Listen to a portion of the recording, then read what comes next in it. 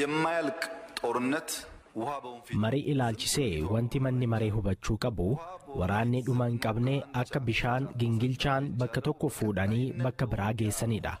Akkanuma waraana keessa jiraachuun hin danda'amu. Akkuma gingilchaan bishaan bakka tokko fuudhanii bakka biraa geessuun hin danda'amne waraana keessa yoo turre ta'e waan yaadne milkeessuu hin dandeenyu. Nagaaf badhaadhina argachuuf jechadha waraana dhaabuu filannoo jalqabaa kan godhanne. ስንል ነው ጦርነት ማቆምን ቀዳሚ ምርጫ ገምን ወስዶ ፓርላማን ኢትዮጵያ ወጋ ፊጄ ሻንዱራ ቲፒኤልኤፍ ፊ ወቦከ ሞቱማን ሸኔ ጀዱን ተሬ ሽሩርኬሱማ ጀለ ካይራም አቶመሌ አንጎን ኢትዮጵያ ቃማ ሽሩርኬሳ ጀዳ ወሊን ታውን ትበነ ወሊ ገልቴ ነጋራ ጋሃኒሩ ኩነከሚን ተጋ ፊጄ ዶርቲ ሚኒስትር ሙሚያ አብይ ዴቢ ከነከነኔ ያወጣችሁት አዋጅ ከአሸባሪ ጋር አትደራደር አይልም። ከአሸባሪ አታሰልጥን አታስታጥ labsiin isin baaftan shororkeessaa waliin marii hin taa'inaa hin jedhu. Labsichi shororkeessaa hin leenjisin, meeshaan hin hidhachiisin, akkasumas hin deeggaranidha kan inni jedhu. Nuyi hin leenjisnes hin hidhachiisnes. Lammaffaa muuxannoo addunyaa irra jiru hubachuun ni barbaachisa. Fakkeenyaaf Ameerikaan Taalibaaniin waggoota 20f shororkeessaa jechuun labsiteetti. Pireezidaantiin Ameerikaa garuu Taalibaan waliin bilbilaan akka haasawaan ifatti ni dubbatu. hanga nagaa buusetti hanga shororkeessummaa hanqisetti qaama shororkeessaa jedhame waliin haasa'uun hammina hin qabu. ሰላም እስከመጣ ድረስ ሽብር ማያስቀጥል እስከሆነ ድረስ ክፉ አይደለም። dhimmoota humnoota Tigraay humnoota Amaaraa wajjin irratti waldhaban keessaa tokko lafa qonnaaf mijataa ta'ee fi naannoon Tigraay lixa Tigraay akkasumas immoo naannoon Amaaraa Walqaayit jedhee waamuu tokkodha. waliigaltee mootummaan TPLF wajjin raawwatee irratti dhimmi kuni waan dubbatame miti.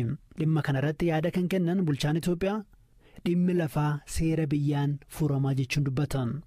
ወልቃይትን በሚመለከት እንዳላልፍ ከአማራው ግን ላለፉት 30 ዓመታት ብዙ ወልቃይቴዎች ሲፈናቀሉ ዋይ ወልቃይቴ waan lamatu jira. waggoota 30 darban ummati Amaaraa buqqaa qeerraa baqachaa turan. bakka isaan hin jirretti rifarandamii osoo jedhamee lakkoofsi keenya yeroo xiqqaatitti waan ta'eef ni miidhamna jedhu. gama Tigraay walitti bu'iinsa tibbanaan waan bahaniif yoo amma rifarandamiin taasifame naannoon Amaaraa ni buufata komiin jedhu jira. Nami Walqaayit eessayyuu haa jiraatu ni beekama. Ummati sun waa'ee hiree isaa akka murteessu carraan dimokiraasii yoo mijateef qofaadha furmaanni kan argamu. Rakkoowwan kana karaa furuun akka dalagamu abdiin qaba. Heerri bahuu dura TPLF humnaan waan fudhateef amma immoo nuti humnaan fudhanneef nu harka tura jedhu. Nuti waraana bobbaasuun bakka sana tursuu hin dandeenyu.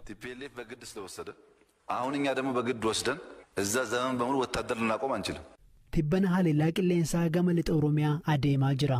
kun sochiin hidhattootaa dabaluun wal qabata. jiraattonni BBC'n dubbise lammiileen nagaas ajjeefamaa jiraachuu dubbatu. hanga yoona aangaa mootummaa dhimma kanarratti dubbate hin jiru. mootummaan TPLF waliin araara buusus hidhattoota Oromiyaa keessa sosoo waliin akeeka kanaa qabaachuu isaan ibsine. dubbi isaanii har'aan ministeera muummee Abiy ejjennoo mootummaa hin jijjiiramne jechuun dubbatu. ሸኔን በሚመለከት በመጀመሪያ በሽብር የሚገኝ ነጻነት የሚገኝ ዲሞክራሲ የሚገኝ waa'ee shanee ilaalchisee bilisummaan dimokiraasiin akkasumas kabaji karaa shororkeessummaa argamuun jiru. karaa shororkaa faayidaa waaraa ta'e argachuun hin danda'amu. shanee nuuf miti warra isaan ergamaniifiyyuu rakkisaa ta'eera. garee fedhiin isaa hin beekamne ajajaa fi to'annoo kan hin qabnedha. shanee shawaa fi wallaggaa jedhee wal lolaa oola. qaami ajaja kennu tokko bakka hin jirretti mari'atanii rakkoo furuun rakkisaadha. Oromoofin dhaabbadhe jedhee Oromoo fi Oromiyaa jigsa. misoomni akkan hojjetamne danqa. bilisummaan akkanaan argamu waan jiru natti hin fakkaatu. gama keenyaan garuu ejjannoon keenya kanuma duraati. faayidaan hidhattee argattu hin jiru. Politikaa fi mariin qofaadha fedhii ofii galmaan ga'uun kan danda'amu. ejjannoon keenya kaleessaas har'as ta'ee boru mariin malee humnaan ta'uu hin qabudha. የሚል ነው የኛ አቋም ትናንትም ዛሬም ወደፊትም። erga waliigalteen nagaa raawwatee booda ummataaf deeggarsa geessuun bu'uuraalee ijaaruu fi kanneen buqqa'an bakkatti deebisuun raawwatamaa akka jiru mootummaan ibseera. gama dinagdeen immoo waraana keessas ta'u dinagdeen Itoophiyaa guddataa jira jechuun dubbatan. ኢኮኖሚው ያጋጠመውን ፈተና ተቋቁሞ መሻገር ችሏል። Dinagdeen Itoophiyaa rakkoo dandamatee guddataa jira. Kuni ogeeyyii dinagdee biyya keessaa fi alaa raajeera. Galiin giddu galeessaa nama tokkoo Itoophiyaatti $1,212 gaheera. Baha Afrikaa keessaa